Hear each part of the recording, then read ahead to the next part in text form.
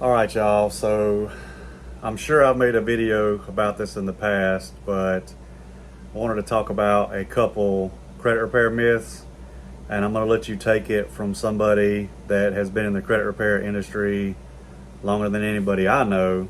So this is the one about freezing the secondary bureaus. And yes, people still think it actually does something. Check it out. I'm going to teach you a secret that amateur credit repair companies do not want you to know. These amateurs really want you to believe that if you freeze LexisNexis, Innovis, CoreLogic, or ARS, or SageStream, that the credit bureaus can't verify these items and it's going to be easier to delete them off your credit report. Now let's debunk this myth. LexisNexis is the most popular site used by debt collectors to collect information about you. Last part's the most important. On the LexisNexis security freeze page, it clearly states that it does not apply to which you have an existing account with that requests information in your consumer report for the purpose of reviewing or collecting the account. Now let's go over to Innovis. Innovis clearly states who still has access to your credit files, companies that have current accounts or relationships with you. Now CoreLogic.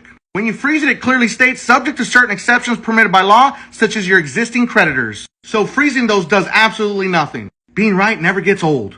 Follow to increase your credit score. Then the second myth is actually a video of me talking about backdating your letters to get faster results. They don't go by the date on the letters. So y'all just check this out. One of the biggest credit repair myths is that backdating your letters will get faster results. And let me explain to you why that doesn't help at all. So you backdate your letters, let's say 15 days. So you think the bureaus only have 15 days to receive the letters and do the disputes. Well, guess what? It's not how it works. In fact, the 30 days doesn't even start when they receive the letters. The 30 days starts when they actually start the investigation, which can be up to 5 days after the date they received your disputes. Y'all got to be careful who you listen to on YouTube, Instagram, TikTok, and Facebook, because everybody's an expert. But I promise you, it does absolutely nothing and is one of the biggest myths in credit repair. So if y'all have any questions or concerns, leave them in the comments.